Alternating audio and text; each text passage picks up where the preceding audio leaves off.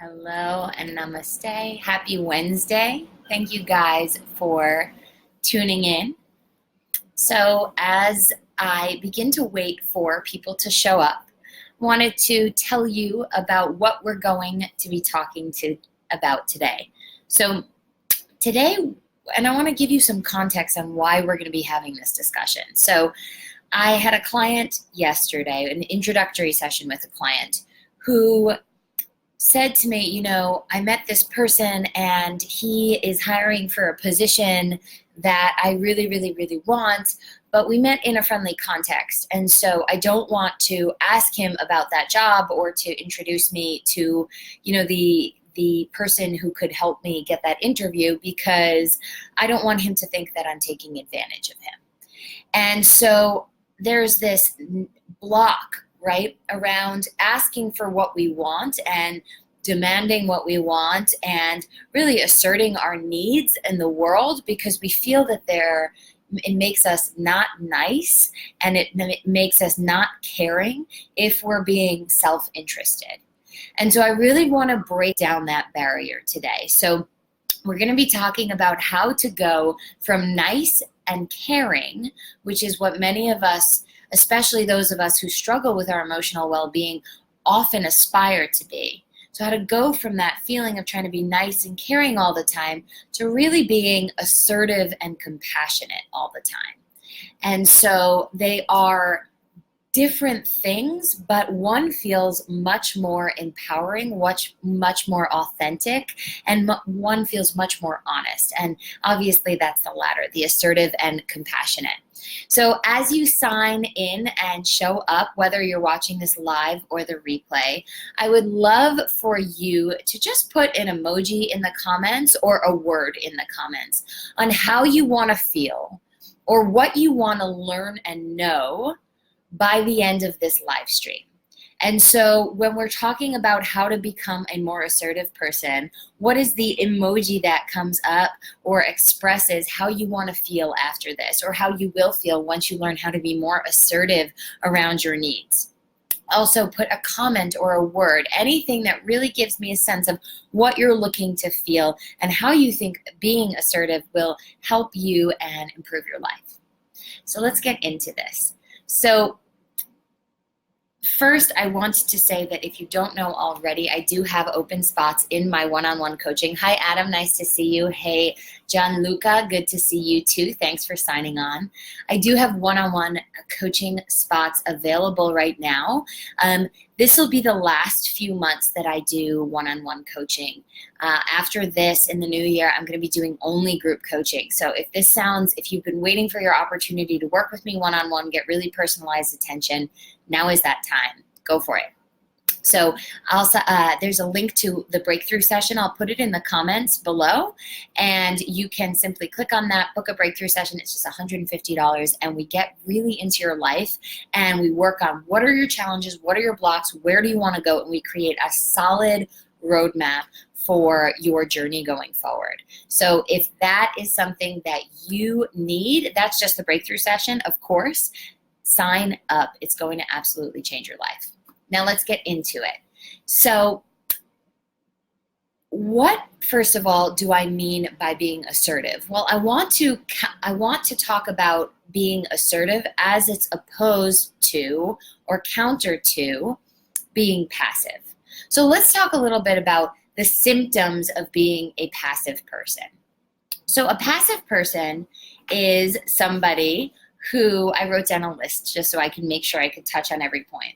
And so it's somebody who really refuses to acknowledge their feelings, and they really refuse to act in a certain way because of fear of what might happen to them, right? So for example, the example I gave at the beginning of this conversation, where I was saying, well, she didn't want to ask this person she met at a party for a favor to introduce her to somebody in her company, because somebody in that person's company, because she didn't want to feel like she was taking advantage of this person, or she didn't want this person to react negatively. So because of the fear of the consequence, she did not act in integrity and in alignment with what she truly wanted to express and what was real for her and what she desired.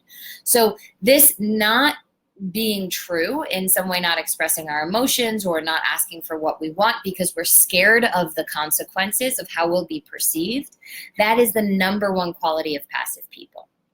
All right. The second quality of passive people is making excuses for others' hurtful behavior and not dealing with them directly about it. So what do I mean by this? I mean, for example, if let's say you have planned a date with your boyfriend and then all of a sudden he cancels on you last minute. And again, you write off your feelings and emotions, right? Well, maybe I'm not important to him, or maybe I'm not a priority, or this is disappointing for me, right? You write those off in order to look like the cool person who can just be okay with whatever this other person does. Or maybe you want to look like the nice person who's understanding about all circumstances and all that kind of stuff, right? And so maybe these are the kinds of things that you use. And rather than deal with this person and say, excuse me, we had a deal and now you're breaking it, and you're not even interested or asking about the implications on my evening or on my feelings, that's not acceptable, right? And so we need to deal directly with another person and talk to them about how their behaviors or how their choices are affecting us, and not just internalize it and say, okay, well, I'm just going to be a nice person and let it go, right? That doesn't happen. We like to tell ourselves that story that we just keep it inside and we're totally fine. But the fact of the matter is we get extremely frustrated, and then we go out and take that out on somebody else, or we're just in a bad mood or whatever it is, right? And so somebody else did the wrong thing and then we hold it all inside. We hold all that emotional energy. That's not fair. So let's talk about the third quality of passivity. So the third quality is over politeness. So I'm sure this resonates with a lot of you, this feeling of being like over polite, like you're constantly saying thank you and sorry, and you're really just always putting other people's needs in front of your own.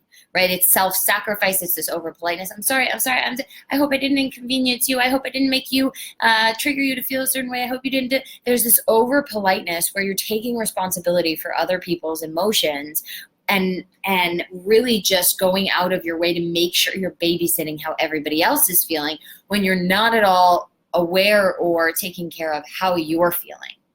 And so that's a really, really big sign. That over politeness, that self-sacrifice is a huge sign of being a passive person.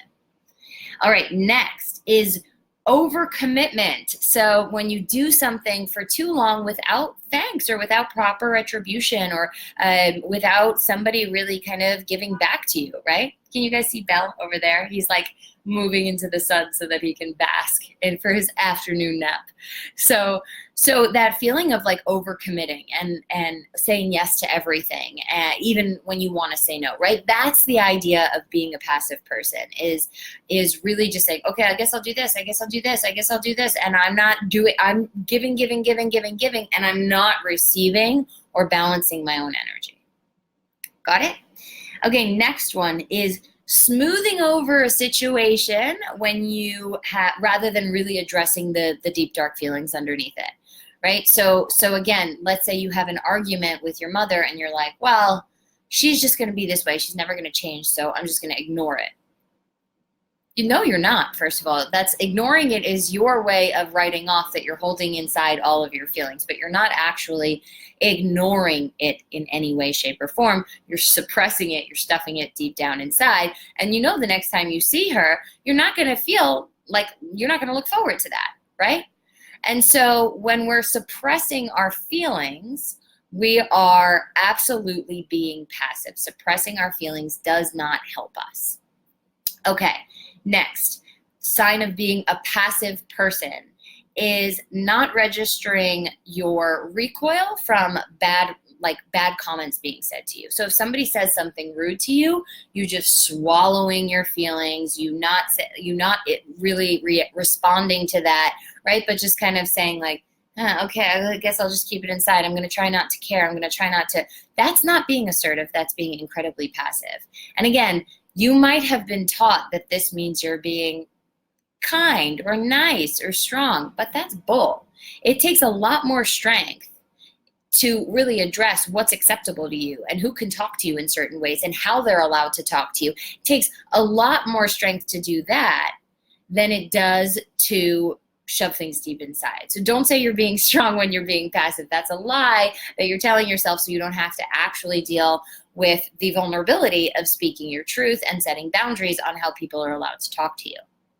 Okay, and then the last thing that I wanted to really discuss here in terms of passivity is avoiding making decisions so that you don't have to deal with the uncertainty or the risk involved in them, right? So for example, I know I've done this a bunch of times where in the last year I keep thinking about changing my business model, doing much more group work, doing much less one-on-one work. Like I keep thinking about that. And I've been thinking about it for probably a year now, if I'm being really honest with you. And yet I have not taken action on that in a meaningful way. I've done a few groups here and there, but 80% of my business is still one-on-one coaching. And so I'm being passive, right? What you're not changing, you're choosing. What you're not changing, you're choosing. So by not making active changes and going into all the risks involved in changing some of my business model, I am choosing to stay in the status quo of my business. There's no other options. So what you're not changing, you're choosing. And so again, that's that passive thing of like, well, maybe I'll just like figure this out eventually, or maybe eventually some clarity will come, or maybe I'll eventually get the courage to change my whole business model. No, right? I figured out what I wanted, and I just had to have the courage to take action on it. So I'm starting to make those changes now. So give me a little applause emoji if you're proud of me. I would really appreciate that, because I know I'm proud of me for having the courage to start to make those changes. Now, that's passivity. So once we know what passivity is, we can start to really understand what it means to be assertive. What's the opposite of that, right? Because most people, when they think about being assertive, their minds immediately go to being aggressive, which is not what we're talking about here. We're not talking about manipulating other people in order to get your way. We're not talking about being overly pushy. We're not talking about that aggressive stuff. So this is why I want to clarify the difference between being aggressive and assertive. They're very, very different. Being assertive is compassionate, and it's really in the best interest of both you and the other person that you're dealing with, whereas being aggressive is, of course, just selfish and manipulative. So let's talk about what it means to be an assertive person. So number one, being clear. So say yes when you want to say yes. Say no when you want to say no. Say maybe when you want to say maybe, right? And so saying something like, hey, maybe I want to come to your party. I'm going to make a decision on that day. If that's your truth, you're allowed to share that, right? A lot of people feel like, no, I have to give this person an answer right away.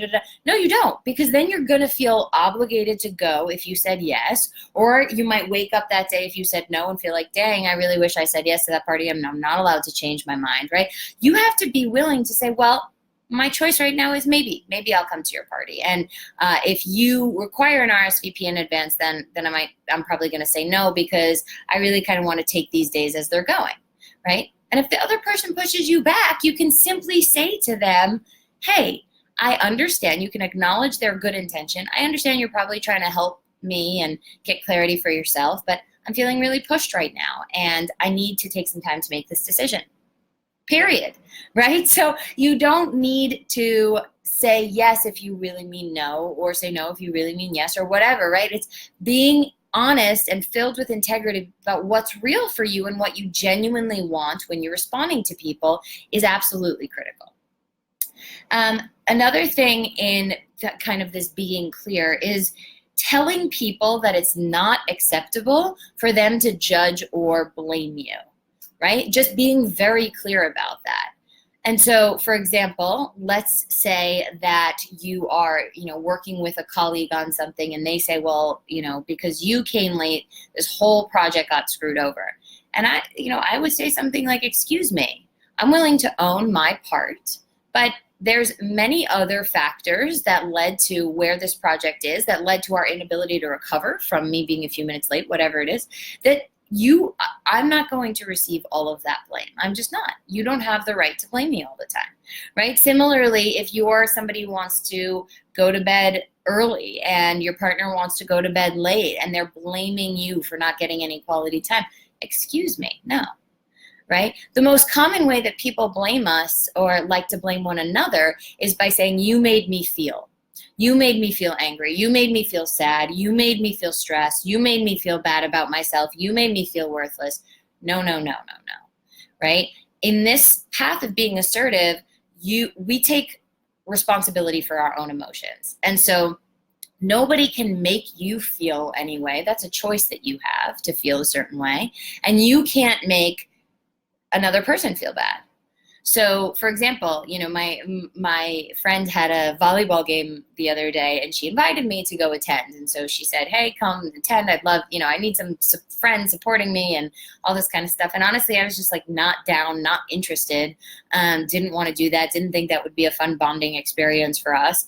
And so I said, "No, I'm not going to go." And she was like, "Well, that means that you made me feel like you don't care about me and all this kind of stuff." I was like, no, you're choosing to feel that way. Ask me what that means. And for me, if you just simply ask me to say, hey, like, what did it mean that you're not going to our volleyball game? I would say, it just means I don't like volleyball, but I really do care about our friendship. So let's find another time to quality connect, right? Or I really do want to support you. So how else can I support you in a way that is different than me showing up to your game?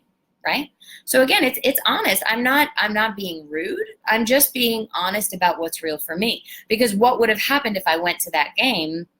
I probably would have been bored. I probably wouldn't have liked it. I probably would have been thinking of all the other things I could have been doing. And then I would have resented her. That would not have helped our friendship. And that was the whole goal, right? And that would not have made her feel supported if I'm like rolling my eyes and can't wait to get out of there. And that was the whole goal. So I'm not helping her by saying yes when I mean no. And that's what I really mean. So number one is say what you really mean, and do not let other people say, you made me feel this. That's not true. They choose to feel that way. And if they don't want to feel that way, they can take responsibility for their emotions. Similarly, you have to take responsibility for your emotions. If your boss yells at you, you can't say, well, that made me feel stressed. No, you can say, well, I can choose another way to feel about this. I can remember that he mistreats everybody, and I can go and get, collaborative support from my colleagues, and then I can feel cared about. Or I can practice feeling powerful by just saying, I'm choosing to let that go and focusing on the quality of my work instead. You get to choose how you feel about things. And so you have to take responsibility for that if you're going to be an assertive person, and expect that others are going to be assertive with you. Next part of being assertive is asking for what you want, straight out, right? So asking for what you want involves saying, hey, I need clarity from you on this thing. Here's what I want. Or I really want you to give me some clarity around this. Or you might say, hey, I want you to acknowledge my feelings. Or you might say to somebody, hey, I want constructive criticism, or I want appreciation, or I want quality time with you, or I want whatever. Just asking for what you want, right? Like the other day, there's this meditation school that I belong to, and they sent out this really cool program, and I forwarded it to a friend of mine, and she can't afford to go. And so I was like, just write to them and ask if they'll give you a scholarship. She's like, but they don't talk about scholarships. I don't really deserve a scholarship. I'm sure there's other people who deserve a scholarship. I said, just ask for what you want, right? Just ask for it. And then if they say no, then they say no, right? Going back to that definition of passive that we had before, is that not saying what you really desire because you're afraid of the consequences. What crap? So you want to say, okay, I'm not afraid of these consequences. Like if they say no, then they say no, and I will be able to move forward and move on. And so just saying, hey, so she wrote to them and she said, hey, I really want to attend this. I can't afford it. Can I have scholarship?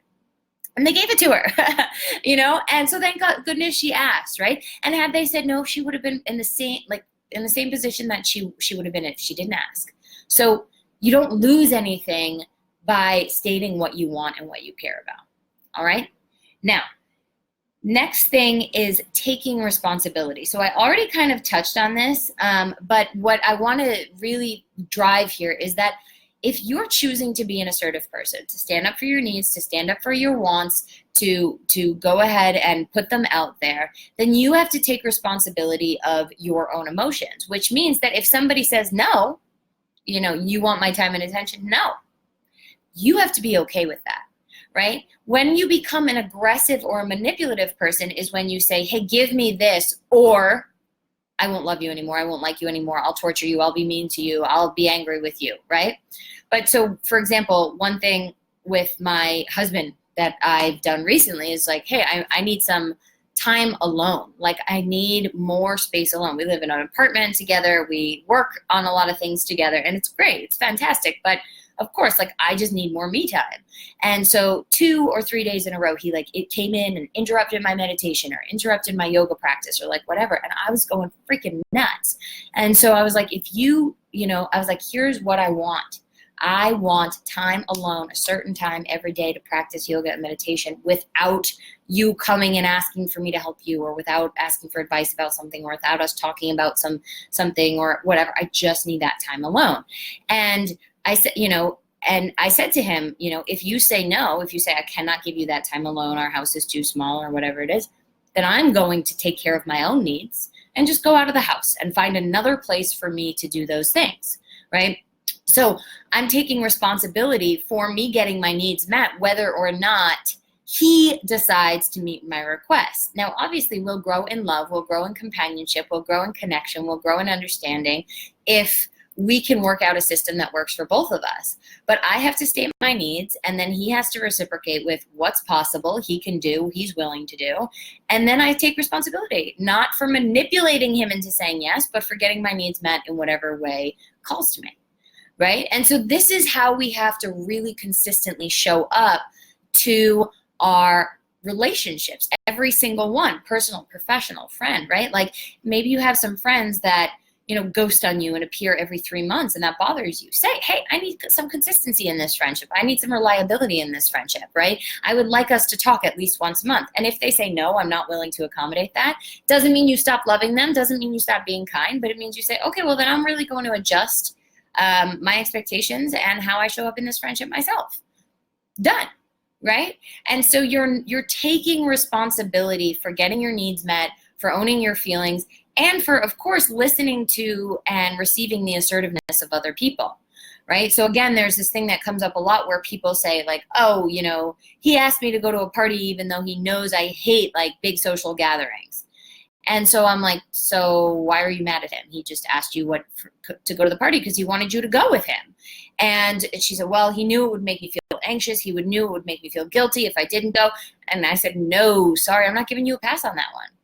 If you are choosing to go to that party, then you have to deal with those feelings. And if you don't want to go to the party, then you say, sorry, thanks for the invitation, but I am not going.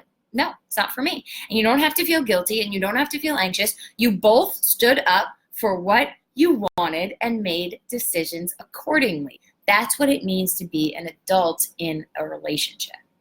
So as you can see, this is a much more compassionate approach to relating than just being like nice all the time and pretending you're happy all the time and glossing things over all the time and saying yes when you really mean no, because all that just builds resentment and anger and exhaustion and sadness and actually disconnection, because that person that you're being fake with in order to look nice doesn't even know the real you, doesn't even know what you really want.